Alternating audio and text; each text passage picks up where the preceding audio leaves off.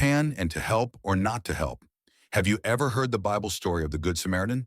Kaopan heard it for the very first time when he was just 4 years old. He didn't have a Bible. He had never heard Bible stories at home because his family wasn't Christian. He learned that story in kindergarten at the Adventist school in Thailand, where he studies.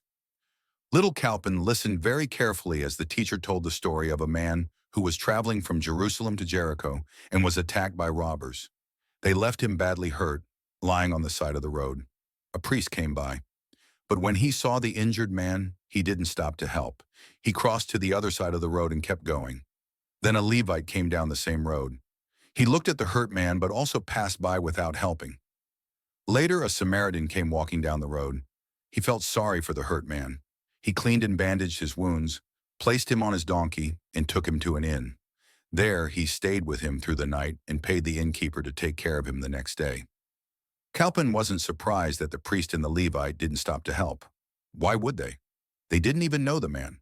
But the Samaritan surprised him. He wondered, why did this man help even though he had nothing to gain from it? Kaopan finished kindergarten and heard the story of the Good Samaritan many more times. He always found it amazing that someone would help and expect nothing in return. One day when he was 8 years old, he saw a man asking for money at a gas station. Kaopan and his dad had stopped to get gas and went inside the store to buy something. When they came out, Kaopan saw the man sitting outside the door. His clothes were torn and dirty. The man didn't say anything to Kaopan. He just looked down at a cardboard box in front of him on the ground. There were a few coins inside. Kaopan remembered the story of the Good Samaritan. He thought, the Samaritan helped even when he didn't get anything in return. I'll try that.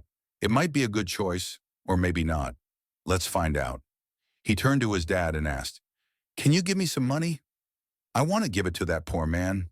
"Of course," said his father, handing him a green bill. Kaopan placed the money in the box. The man in the ragged clothes smiled. He had yellow and broken teeth. He put his hands together to say thank you. In Thailand, people put their hands together to show gratitude. Kaopan also put his hands together in return. The man was older than him, and in Thailand, children show respect to older people by doing this.